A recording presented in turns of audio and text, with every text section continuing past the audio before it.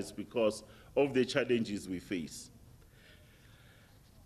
And then there is also the issues around the systems, that our systems must be able to talk together, the IT system around the system itself.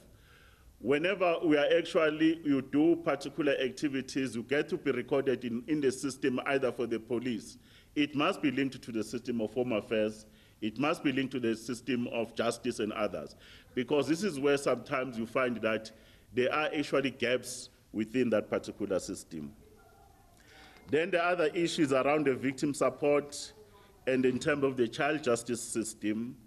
Then the other issues is about the quality of our investigations. A number of cases, people get to be arrested, but we don't have effective prosecution. That's why we wanted to look at intelligence-driven prosecutorial investigation. In other words, the whole value chain. We raise these issues because in the past, we knew when we did the experience of 2010 World Cup, how the system was so seamless. People were brought quickly into the system, were able to have all these parties that are there, and were able to do our work. On Home Affairs, there's a lot of issues that are being raised, but Home Affairs is being located firmly as part of the security cluster because of the amount of work that they need to be able to look at, and the issues that capacity must be increased. Comparatively, if you look at other Home Affairs or internal security departments all over the world, especially to do the most important part around the issues of management of migration and securing of our borders. Therefore, there is a lot of work that there is a reference that talks about the management of the borders, but also the most important aspect, which is the issue around the rollout of the border management agents and the introduction of technology. On correctional affairs, correctional services. Correctional services, we also give an instant to say, if you look at our correctional facilities in the main, what are we looking at in terms of population? There is overcrowding, and we are looking to say, a part of the issues of overcrowding, what are these discussions that must take place between government departments? Some people get to be incarcerated for petty crimes. As part of our correctional measures, we're saying, what do we do with those so that they can be able to go back into the society, but in a system that is actually properly managed and the community is well to receive them. But we're also raising an issue to say, if we are looking at our population, there were issues that were being raised about non-nationals being involved in criminal activities. And we did actually allude to say, if you are looking at the ratio of some of the population of non-nationals, the people that are there were the number of 6,640 of foreign nationals, and the number of them, they are serving around, on average, 10.6 years for various crimes that are committed, especially the serious crimes. One of the issues that we are looking at very serious is to say, how do we ensure that there is an interstate prisoner exchange using the current international laws that are there? But the message that we wanted to deal with, we are not raising these statistics as the ANC on the basis that we wanted to be xenophobic in outlook. We say crime is crime irrespective of nationality. And we just have to be able to understand that's our position. And then the issues around co-implication, around rehabilitation, they are also being looked at. The other matter that is also being looked at in the main is the parole system review. One of the biggest issues around the parole system, the ANC has always been insisting that before the parole review is concluded, we must be able to solicit the views of the victims. If the victim is no longer there, but the family must be brought on board and have a say. And we're very pleased that the case that has been going on for quite some time around a particular fellow who actually shot one of our heroes and icons, Comrade Krizani, on various courts, they've been able to say the man does not show remorse. And we are very happy that the Department of Justice has been resolute to ensure that the correctness of that decision. Therefore, even if we go to the conference, it's just to be able to say the current law is actually happening well, and we should be able to look at the other cases that we need to look at. In defense, in the main, we will be able to understand, to reaffirm that when it comes to defense, defense continues to be our hope and the contribution that we make in the African continent around issues of peace and stability. And it is very important that we play our part in the African problems to provide African solution. Our men and women that are currently in the DRC, you know that how they've helped the DRC when they're part of MONUSCO, as part of the FIP team, and the other parts where they are being involved.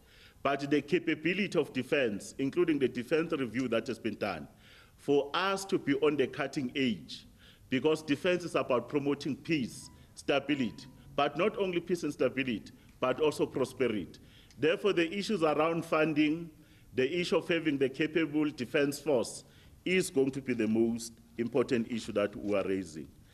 The other issue is to say, because under the current financial constraints, we don't only want the security cluster or defense in particular to be asking for more money.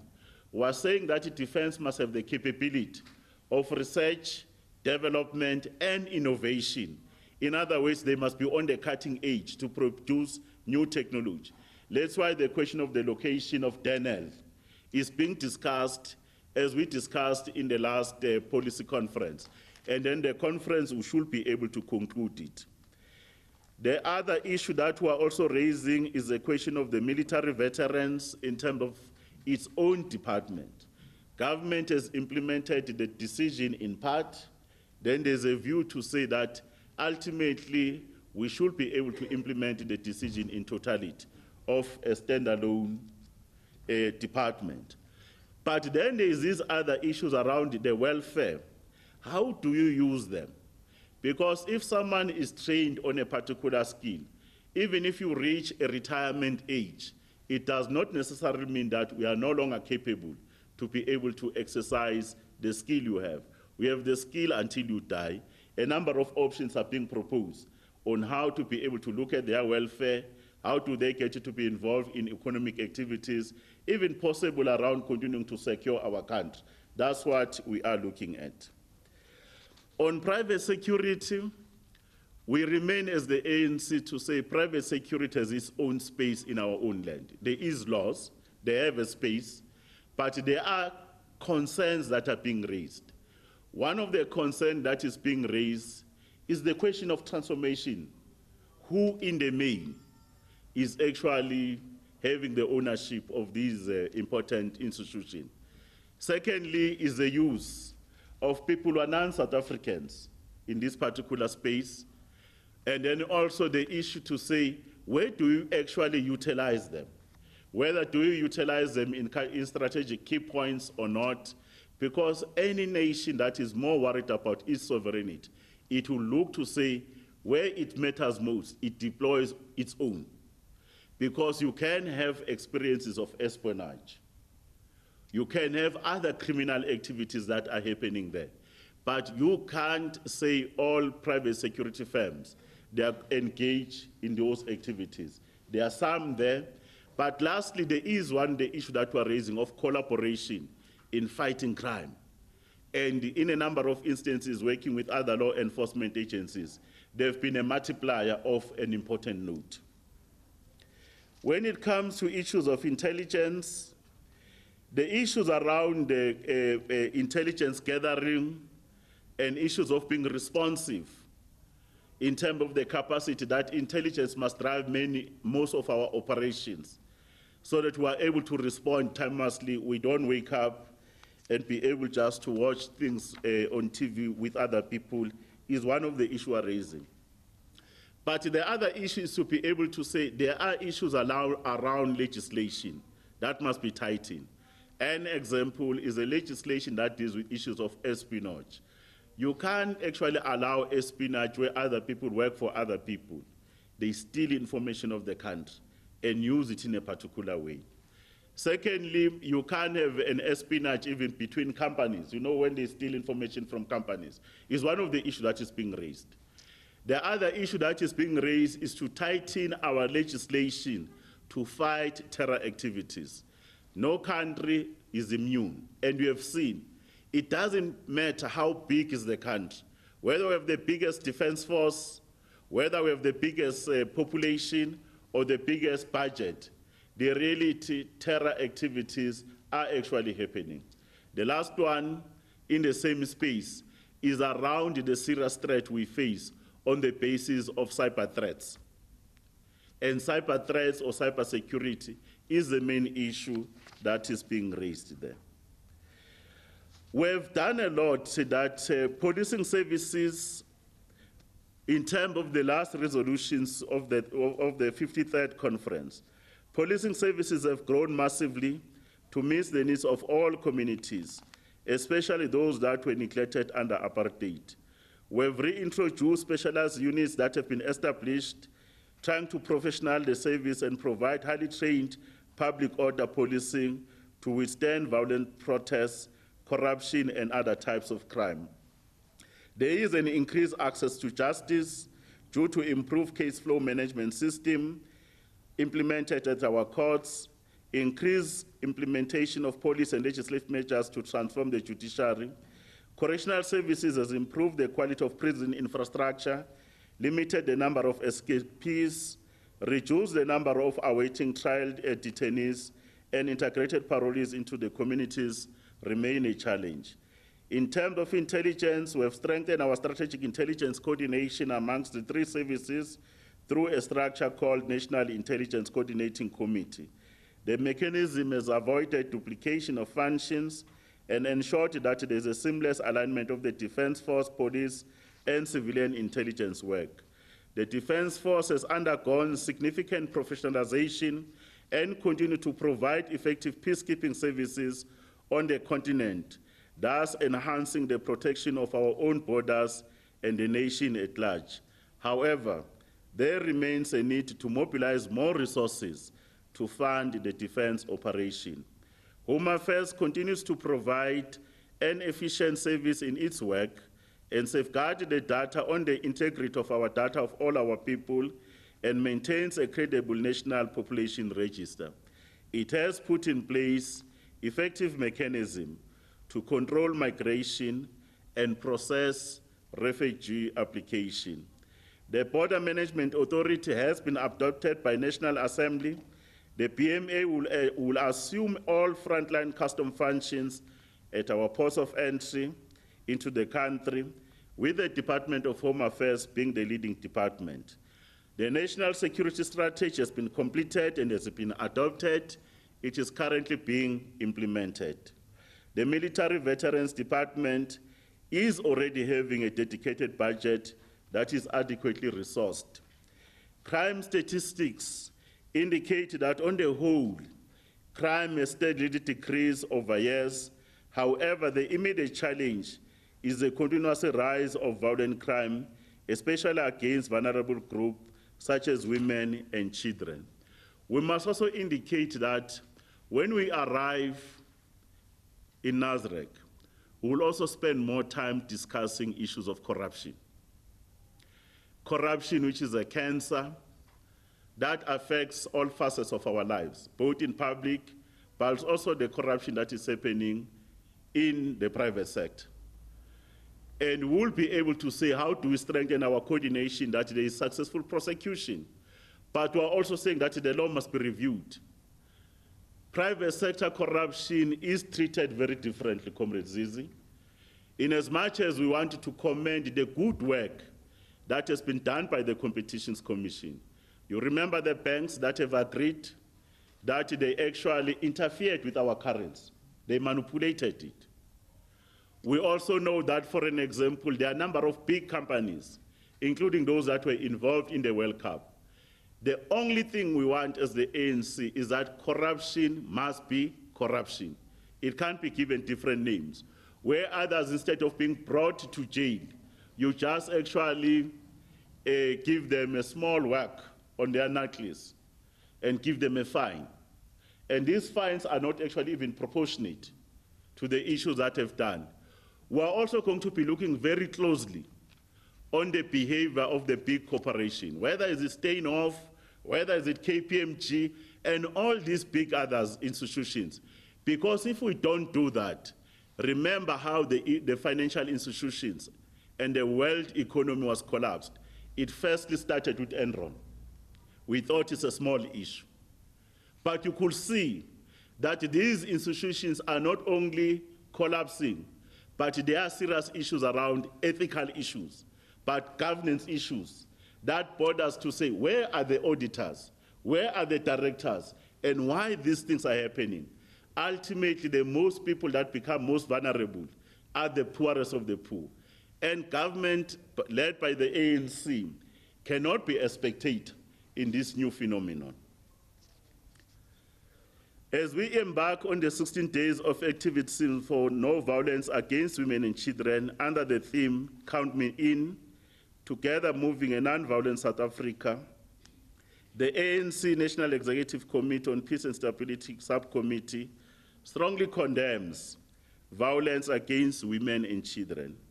The fight against crime and violence, especially against vulnerable women and children, remain one of the ANC's strategic priorities to realize a society where all people in South Africa are free and feel safe. One of the issues that we'll also be looking at is the hotspots in South Africa. Remember the issues around drugs and substance abuse. Work that has been done by the police with other law enforcement agencies in the Cape Flats, here in Gauteng, in KwaZulu-Natal.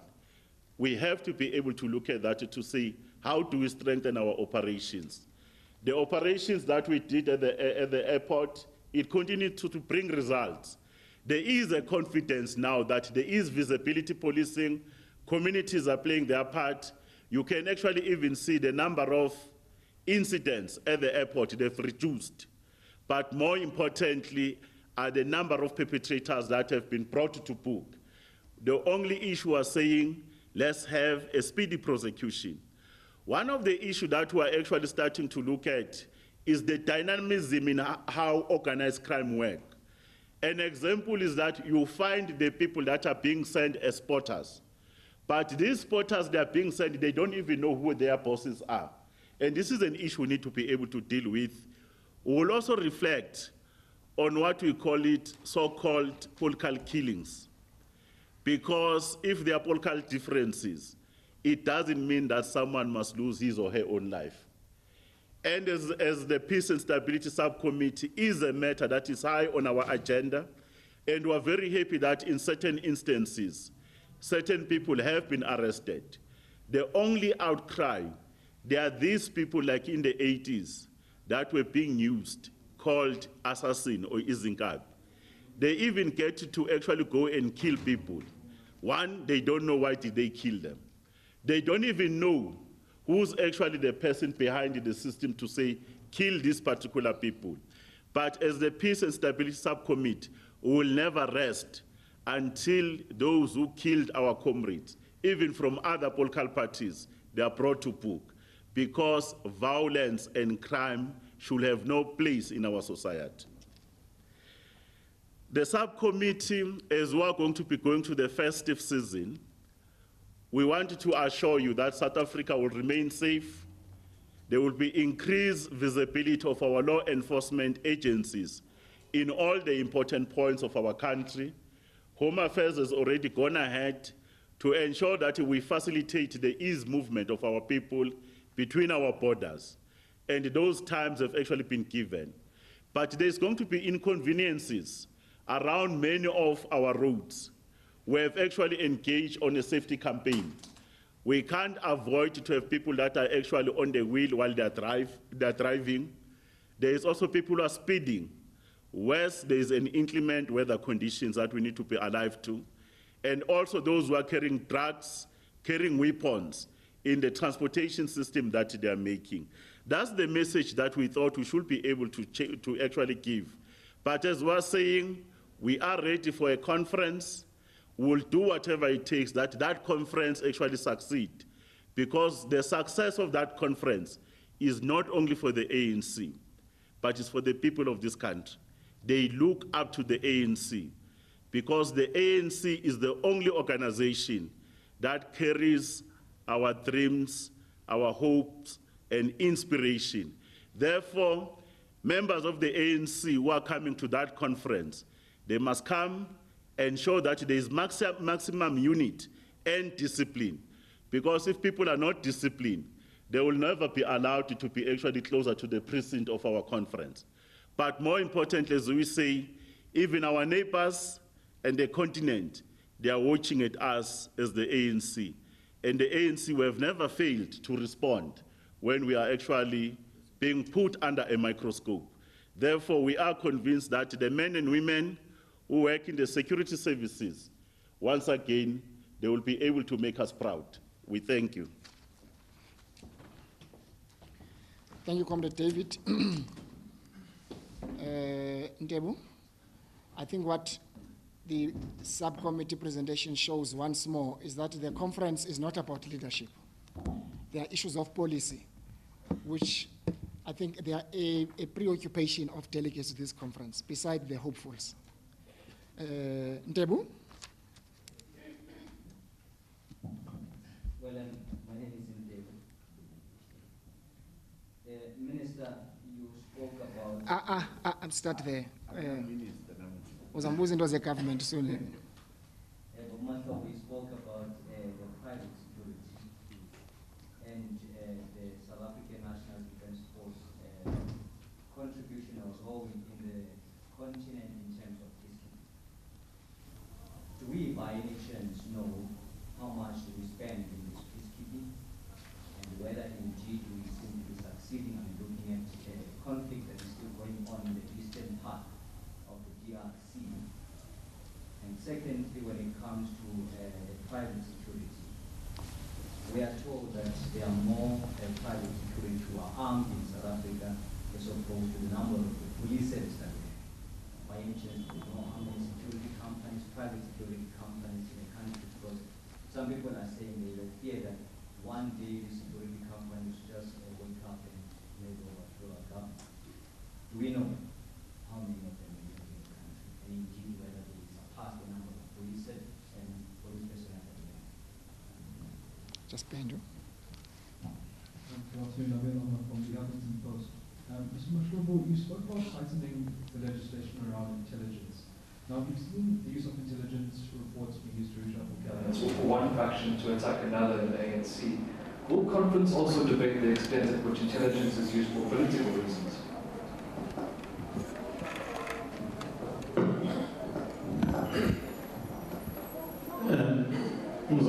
From SABC. Mr. Mashlobo, are you, maybe let me rephrase my question. How concerned are you that I think last week or 2 weeks, I think a report said about 60% of people who commit crime are foreign nationals. Given what Ndebo said as well in terms of the private security and what you have said, Mr. Mashlobo, to say some of the private security is actually by and large manned by foreign nationals. So how concerned are you with this development? Because clearly the security of the country cannot be guaranteed under these conditions. Right behind you, Mzwa, NNN7. Thanks. I'm Selisi Watwala from AMN7. Mr. Mashlobo, I have two questions. More particularly, you spoke about relooking the allocation or transforming the judiciary rather. So we know there was a protest in June by Black Lawyers Association requiring more jobs to be allocated to them. What practically are you going to do as the ANC to look at these particular issues? They were crying that there's inequality in the distribution of jobs. And then my second question is, will the ANC possibly relook the death penalty? We know that in June also, people policy conference, there were talks that the ANC Women's League was also talking about a possibility of the death penalty being brought back, as women are affected largely by the heinous crimes that have been happening. We know that it's been outlawed. Will it be possibly discussed at the national conference? David McKenzie from CNN. A question relating to the Western Cape. There have been calls recently from leadership, provincial leadership of the army to get involved in helping police the gang issue there. What is your take from the point of view of the subcommittee, and is this something that you see could be helpful in combating that specific type of crime? Thank you, David. It was the last question in this round. Thank you very much, Comrade Zizi. With respect to the first issue Ntebo, you are raising about defense, we have to understand that I don't have the figures here, but normally when we raise the issue around the figure is an important issue to be raised, but probably we don't look at the bigger picture. The bigger picture is to say, why do we get involved? South Africa, we are a member of the AU, our mother body. We're also part of SADC. And South Africa, we're just part of the African continent.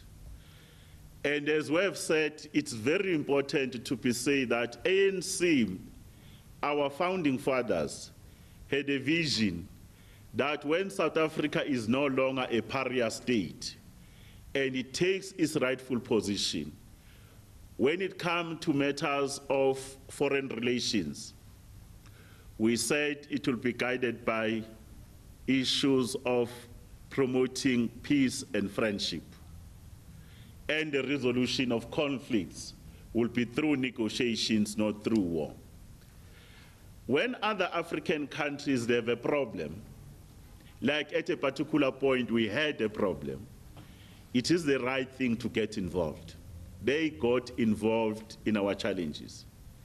Apartheid, in as much as how big and strong the system was, but through international solidarity, more the frontline state, they paid the dearest price. Our involvement there is always normal. I will always call it, comrades, it's priceless. No amount of money can repay the contribution of the people of this continent and other friendly forces in the world. Therefore, our young men and women, they continue under those conditions in the Eastern DRC right now. When the United Nations mission was being put in there, that has been there for many years in the DRC. Remember that the mission of the UN is so old as when the President Lumumba was killed, assassinated. It has never ever brought results. But when SADC was asked to be part of it, called the Force for Intervention Brigade, we came in, given a different mandate. You can go and ask the guys of M23. We disseminated them.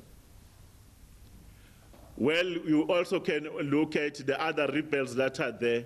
The most important issue that we could actually look is a model that actually even the United Nations is looking at.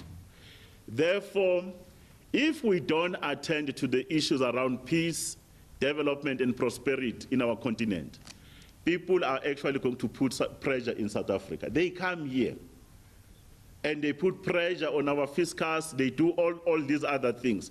Therefore, if other countries are at peace, they're actually developing. This is how, in one global village, we can do these issues. The question around private security, let's reiterate. The South African government, led by the ANC, we have agreed that it has a place under the sun. It's the biggest contributor to our economy. A number of people are actually being employed, but the concerns are genuine. One of the concerns we say, you can't have as a country have the biggest force because their numbers, they're more than 900,000 as we stand right now. And if they are employing more than 900,000, look at how many jobs they create. The problem we have, the ownership belongs to other people. And if this ownership belongs to other people, what do we say is your sovereignty as people? And some of these people, they are doing funny things within our own country. Number two, there are issues around that they are deployed in strategic areas. You can't, where as a country we have a strategic capability, you call it your national key point, you send someone who actually is not believing to the flag. You must share our flag, our values, dreams, and aspirations. But from an operational level, they are actually well equipped. They're well equipped in terms of arms and ammunition, in terms of the latest technology. One of the other issues to say, the people that are actually being allowed to use those arms and ammunition, there are issues around the capacity. Are they properly trained? And in certain instances, these arms and ammunition, they end up landing in wrong hands. Those are the issues that we're saying we must be able to address. But we're saying that this space, in the main, is a space that must be promoted. South Africans must be there. But what we're also saying is the ANC, let's not only build capacity in the private security, let's build the capacity of the ANC-led government. That's why we're saying that the ratio around police must be able to be increased. You can't have a ratio that for a particular population that the ratio was above 300, one policeman above 300. We're saying probably let's come down and have a ratio of 1 is to about 150. If we are looking at the international norms, it's very important so that people can feel that they are safe.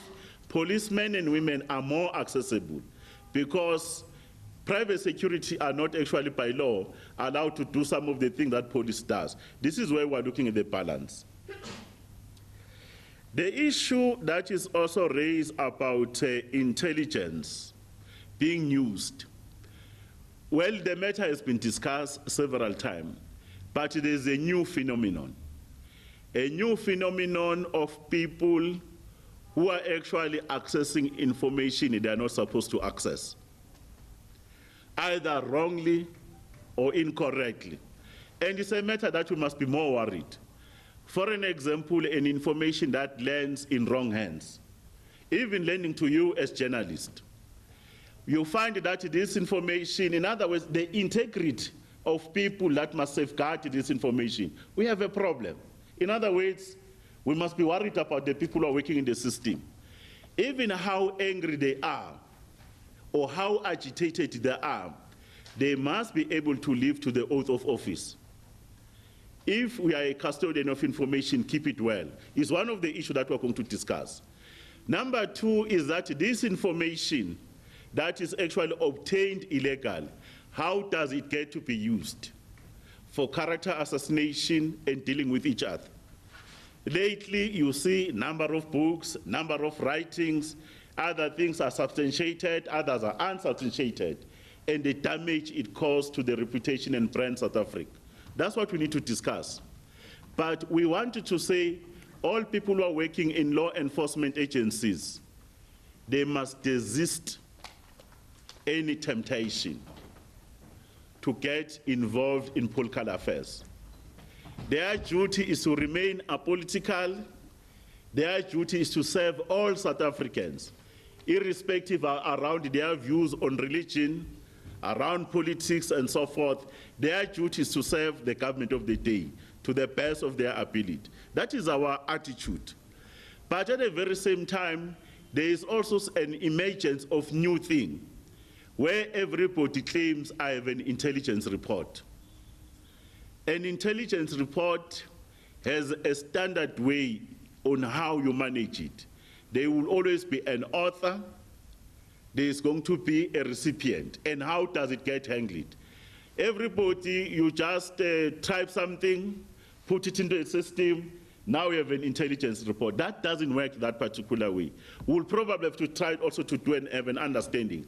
But the biggest issue, there is too much information that actually gets to be generated, either through leaks, either through espionage, even through hacking. but also information that is being produced through peddling. And it's a new phenomenon that when we convene there, we'll say where are the weaknesses, either in the system, but also weaknesses in terms of the law, but also weaknesses in terms of who are these people who are working with information, without to try to muzzle people around the right to have access to information, or muzzling people around the issues around freedom of speech, because that's the freedoms we fought for. But we are actually in an environment of body politics where many things are happening. It's not only happening amongst politicians. A number of people, they are trying to go around criminal injury, defamation is one of the biggest challenges. It's not only South Africa we're facing, but in our case, it's a matter to look to.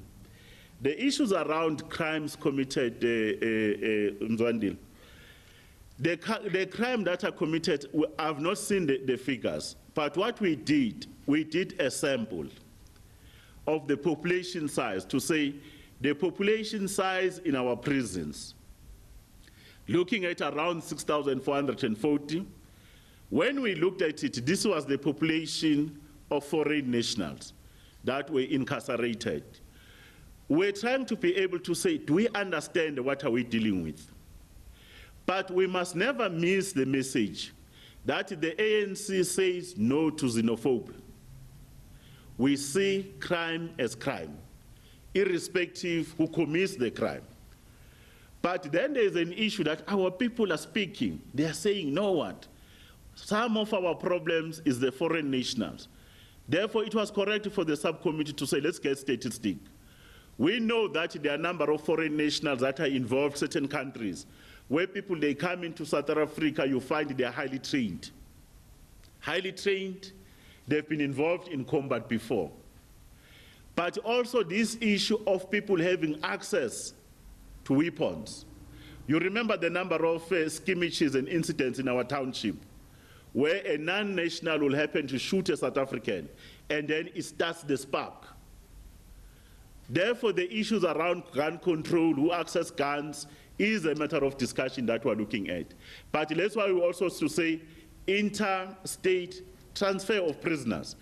We have the biggest population. If we look at it, it has an implication around space, but it also has implication around the fiscus, where we are taking responsibility for this.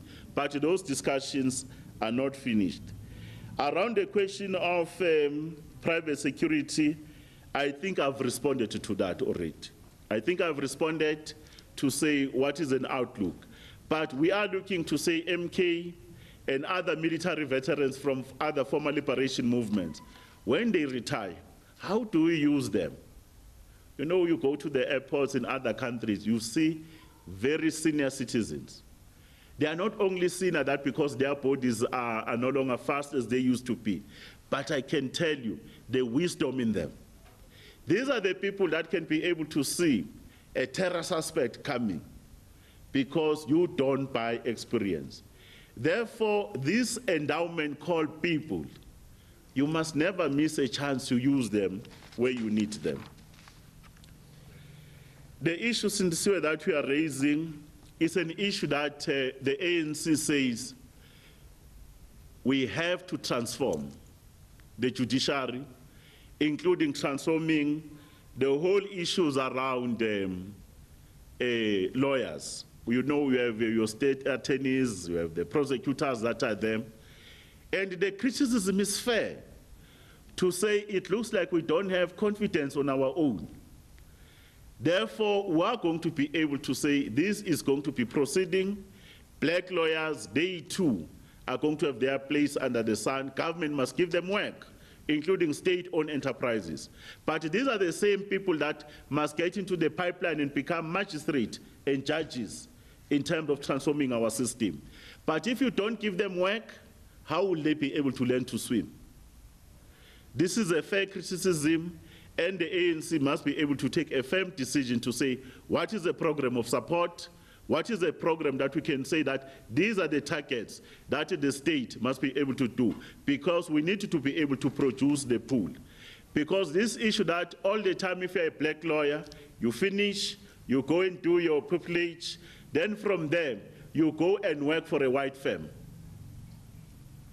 And it's not the way that you can actually radically transform the profession. The issue around the death penalty, it was discussed in NASREC from June to July there.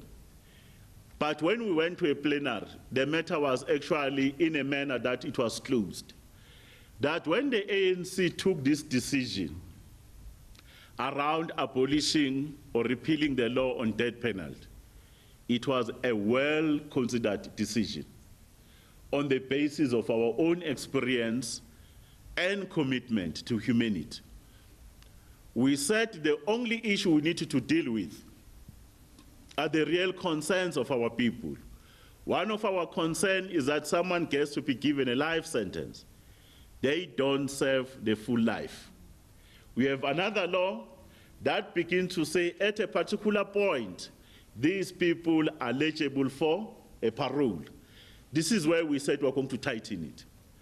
And some of these people, when they get parole, they go back to their old ways, not being rehabilitated. This is where we said we wanted to actually deal with an issue. When the Women's League also raised these issues, it was because of the sketch on the violence against women, including the heinous and barbaric killings that have happened. We have seen how many cases we've seen where women are dying in a manner that is so gruesome. There is no death that you can say is tolerable, but it's so shocking. And that's why our people to say our sentence is tough enough. It's an expression.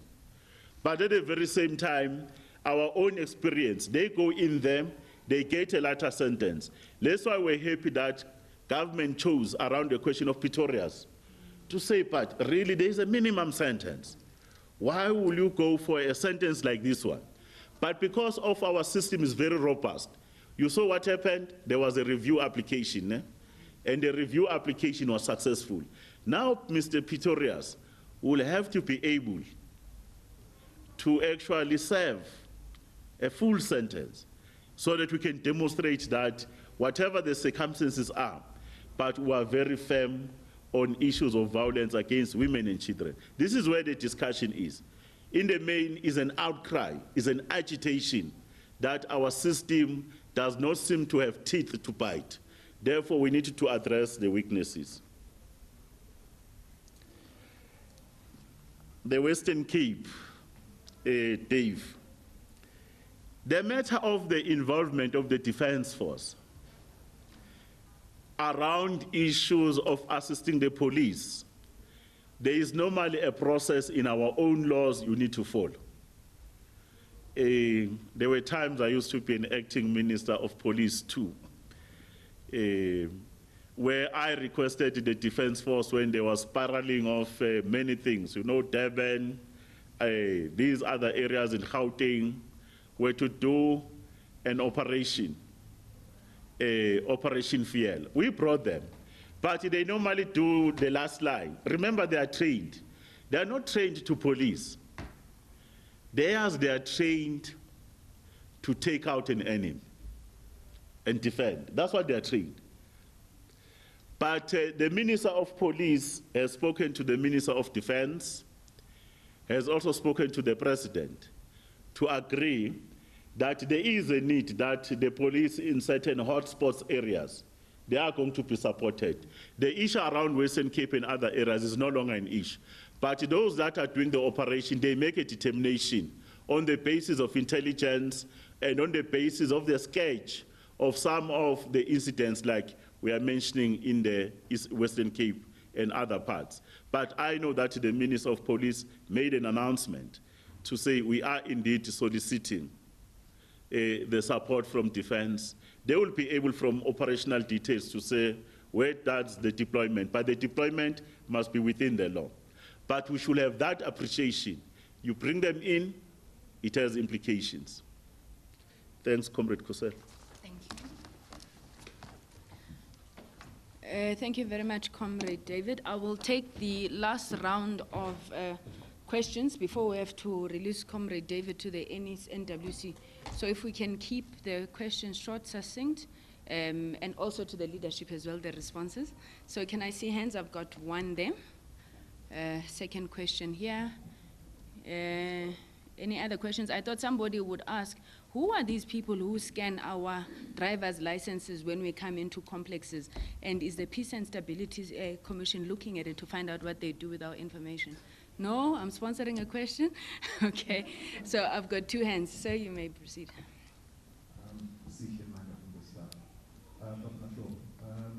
Over the past few months, there have been rulings against government. And we saw over the weekend there have been reports of politicians from the ANC condemning, if I was to use the word, some of the operations of the judiciary. Some call it a judicial coup, and the judiciary trying to take control of the state. What's the position of the party with regards to that? Is it something that has been discussed? Is it an issue? Thanks.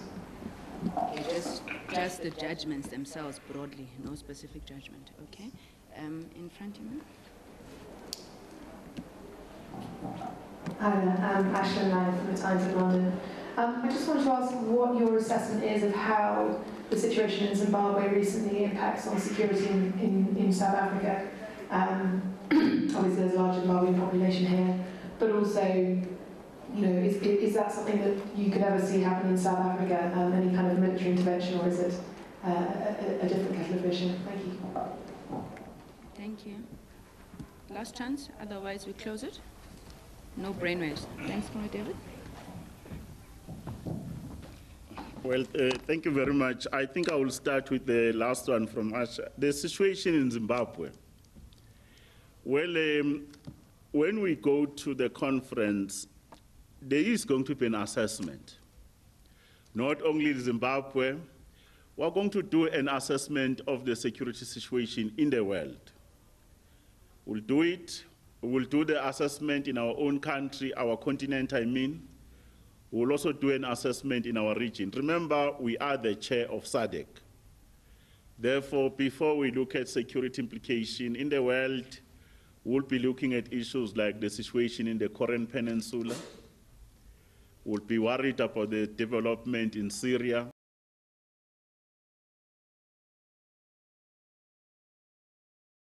All right, well, a very good afternoon and welcome to News Today with myself, Alicia Jolly. You've just been watching a live media briefing from the ANC headquarters in Luthuli House in Johannesburg.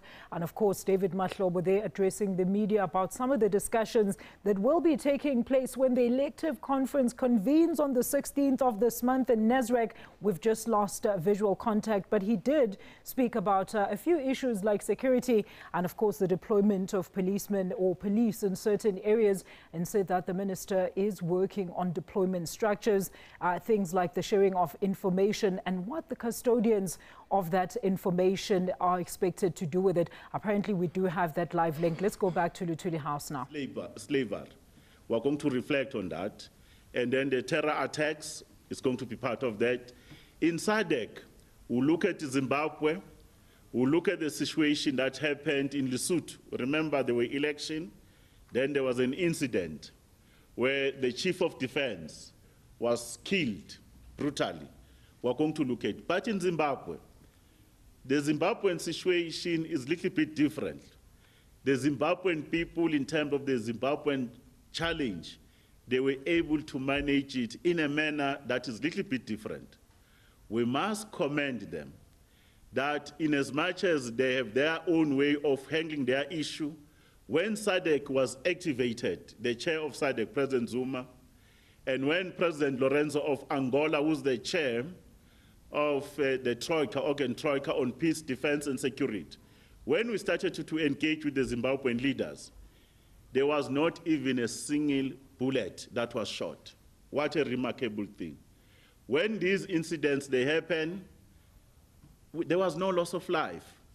There was no loss of life.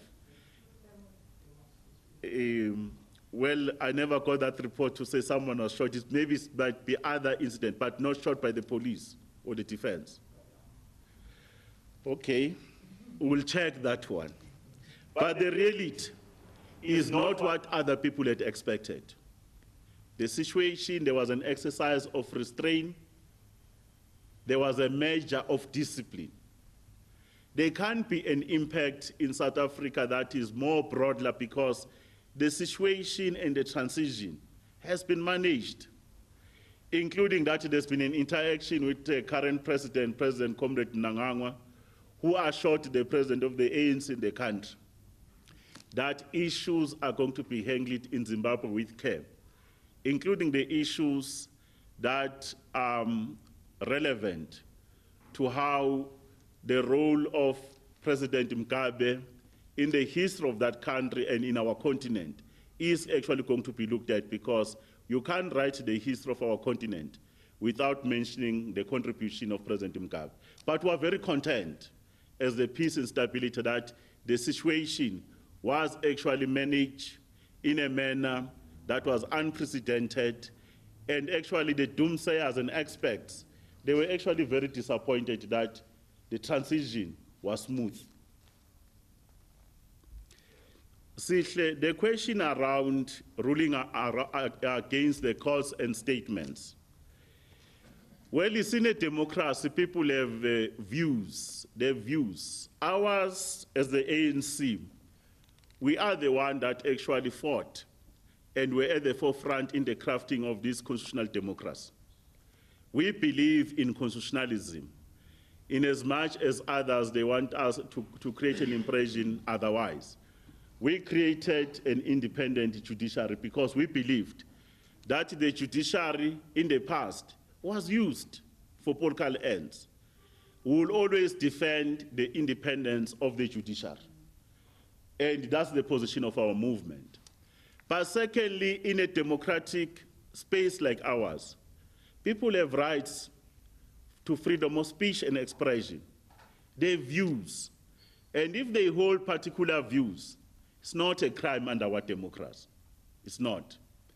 But at the very same time, the decisions that are being made against individuals or institutions like government, these two, they do have rights. If governments or individuals that are being affected, they actually go for review or appeals, it's part of the constitutional democracy. It means democracy is at work. There are people in the ANC too that are actually taking the ANC to court. We have always advised members of the ANC to say the court must be the last arbiter. In the main, members of the ANC must exhaust internal processes and mechanisms. We have never changed. Well, there have been problems on how do we handle our own internal matters. Ultimately, individuals, then they resort to court.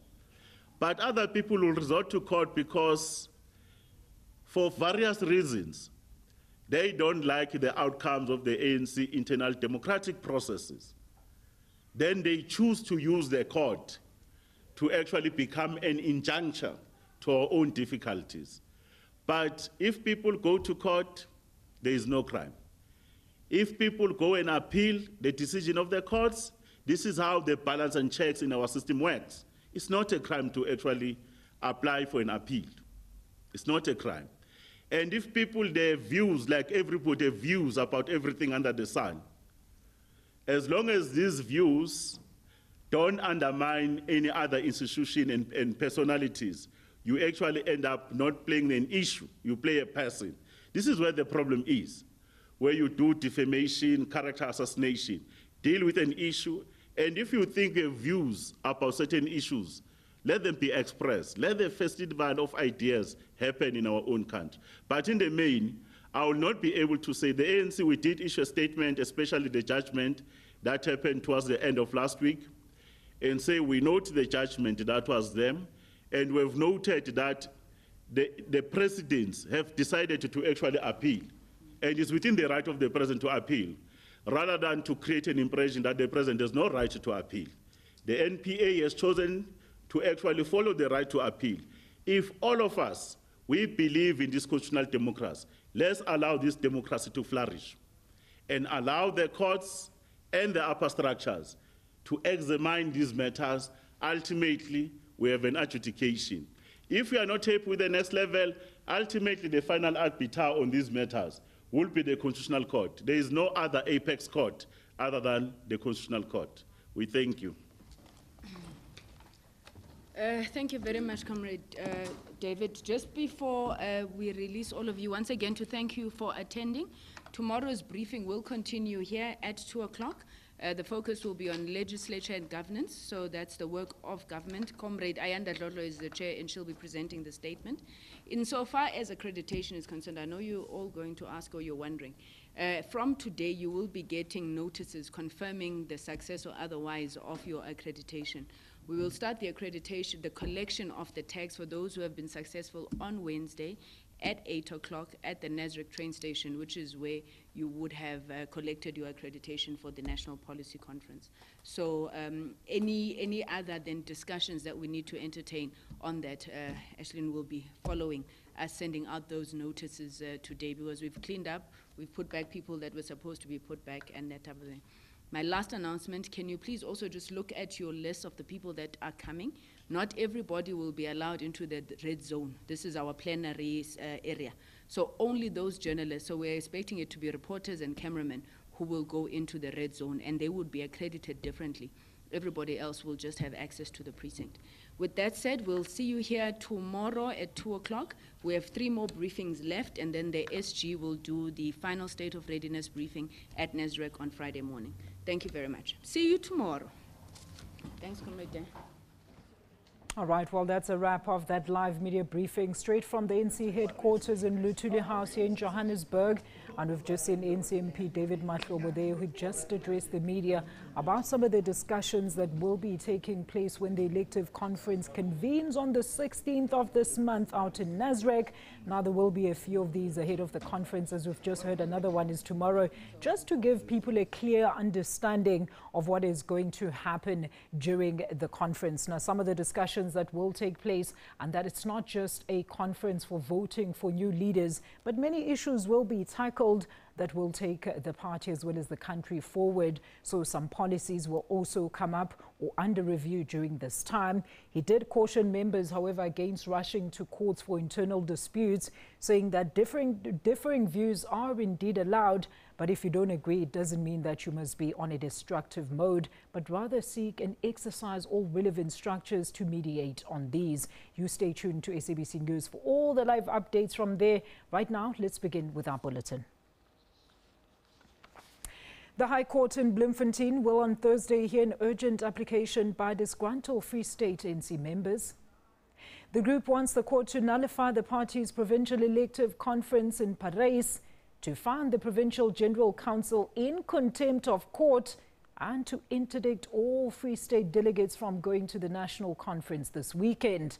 The group alleges that the ANC has flouted a court order to resolve disputes at 113 branches. Meanwhile, the ANC Free State Provincial Elective Conference was again delayed this morning. Well, a divided Free State ANC is electing its provincial leaders, and the High Court in Bloemfontein will on Thursday hear an urgent application that disgruntled Free State ANC members have filed. The group wants the court to nullify the provincial elective conference that is currently being held in Parole in the Northern Free State. We respect the institutions of democracy. You to know by now that there is a judgment against us, and part of the preparation, certainly, we must try our level best. And I will say something very controversial to part of my colleagues, that sometimes to do what is humanly impossible, so that we adhere to the latter